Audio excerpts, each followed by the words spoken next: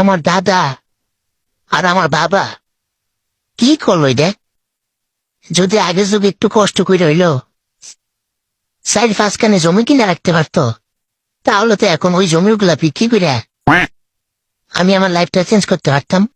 একটা মোটরসাইকেল কিনতাম, একটা ডুপ্লেক্স বাড়ি করতাম, একটা বিয়ে করতাম, আর বাকি টাকাগুলো ব্যাংকে রাখিয়া বনিয়া ঘুরতাম আর খাইতাম। কতই না ভালো হতো, হ্যাঁ? তাহলে তার এখন এত কষ্ট করা লাগে না। বৈশা বৈশা খাইতাম আর চিজ করতাম।